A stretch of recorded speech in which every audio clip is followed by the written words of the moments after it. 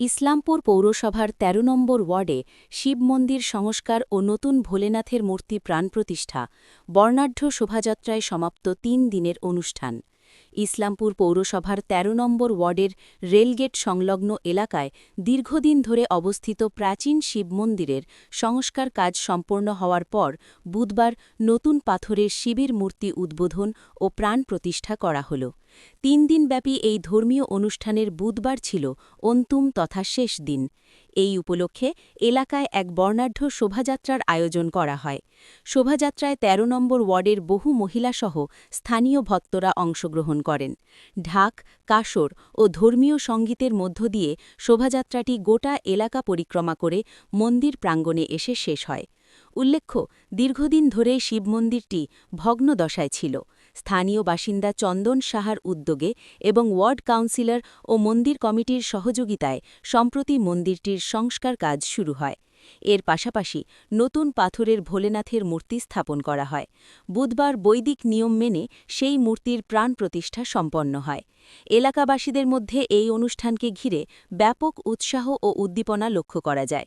স্থানীয়দের আশা, নতুন রূপে সজ্জিত এই শিব মন্দির আগামী দিনে ধর্মীয় ও সামাজিক কর্মকাণ্ডের কেন্দ্রবিন্দু হয়ে উঠবে। আমাদের ১৩ নম্বর ওয়ার্ডের রেলগেট নামক জায়গাতে একটা শিব মন্দির ছিলেন। সেই শিব মন্দিরটাকে আজকে পাথরের মূর্তি হিসাবে আজকে প্রতিস্থাপন হচ্ছে। ১৩ নম্বর ওয়ার্ডের প্রত্যেকটা মহিলা এবং সাধারণ মানুষ তাতে অংশগ্রহণ করেছেন। আমাদের ৩ দিন ধরে প্রোগ্রাম চলছে, আর আজকে তো সমাপ্তি শেষ না, আজকেই তার সমাপ্তি হবে। তো পাথরের মূর্তি মন্দিরটা আগের থেকে ছিল।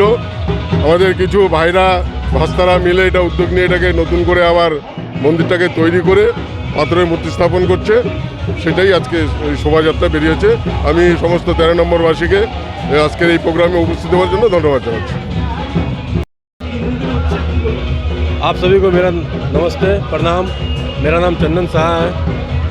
हमारे रेल गेट में पहले से बाबा भोलेनाथ का मंदिर टूटा हुआ था, तो उसी को फिर से बनाने का हम लोग प्रोग्राम किए हैं और मंदिर बन भी चुका है। और आज मूर्ति का प्राण प्रतिष्ठा है, जिसमें मूर्ति का आज स्थापना किया जाएगा बाबा भोलेनाथ का। क्या कहना चाहेंगे? हम तो इतना ही कहना चाहेंगे कि हमारे 13 नंबर के जितना सारे नागरिक हैं सभी को आनंद से रहे और शाम में आके खिचड़ी खाएं और प्रसाद। आपका मन में अचानक कैसे विचार आया कि मंदिर बनाना है? आज 4 साल से 5 साल पहले मंदिर वहाँ पे टूटा हुआ था। बरगद का गाछ गिर गया था, जिसके कारण से मंदिर टूट चुका था।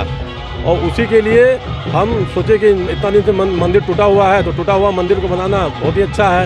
तो हम अपना मदद से, हमारे वार्ड काउंसलर काकू हमारे मदद किए हैं और जितने सारे नागरिक हैं सभी का मदद से मंदिर बना है। और हम